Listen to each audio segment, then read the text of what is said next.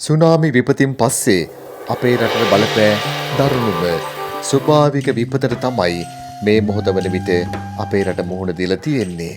මේ වන විට මිනිස් ජීවිත විශාල ප්‍රමාණයක් අහිමි වෙලා, විශාල කඳු නාය ගිහින් ගම් පිටින් අතුරුදහන් වෙලා.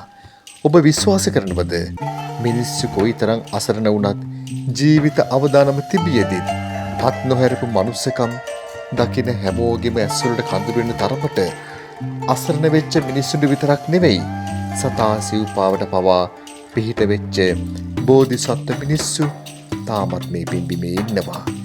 මිනිස්සු හැමෝම එකා වගේ එකතු වෙච්ච මොහොතක් පූජ්‍ය පක්ෂය, පාලකයෝ, රාජ්‍ය සේවකීන්, ව්‍යාපාරිකයෝ, සමාජ මාධ්‍ය ක්‍රියාකරුවන්, කලාකරුවන්, ක්‍රීඩකයෝ මේ හැමෝම රට මුදව ගන්න විශාල කැපකිරීමක් කරනවා. ඒත් අකමැත්තෙන් උනත් කියන්න වෙනවා, තිරිසම් ලේච්ච ගති ඉස්මතු වෙච්ච මිනිස්සුත් මේ අතර හිටියා. ඔබ දන්නවද ගොඩක් දෙනෙක් මිය ගිහින් තියෙනවා ජීවිත අවදානම නොහිතා වැඩ කරන්න ගිහින්. සමහර විට ගෙදර පුංචි පැටවුන්ට මොකද වුනේ කියලා බලන්න ගිහින් වතුරට බිඩි වෙච්ච ජීවිතක් තිබුණා. කරවටක් වතුර පිරිද්දිත් පුංචි පැටව බේරගන්න උත්සාහ කරපු අම්මලා තාත්තලා අපි දැක්කා. මේ වන විටත් බොහෝ ප්‍රදේශ ජලයෙන් යට වෙලා තියෙන්නේ.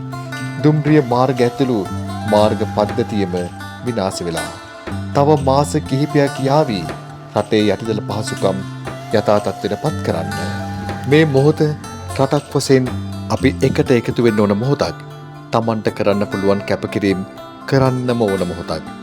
ඔබේ සහයෝගයේ රට ඉල්ලා සිටින මොහොතක්. තනිවම ගහපු හැම මැච් එකක්ම ගැහුවේ මේ රටේ. රට විපතින් මුදවගෙන ආපහු අපේ මැච් එක ගහමු.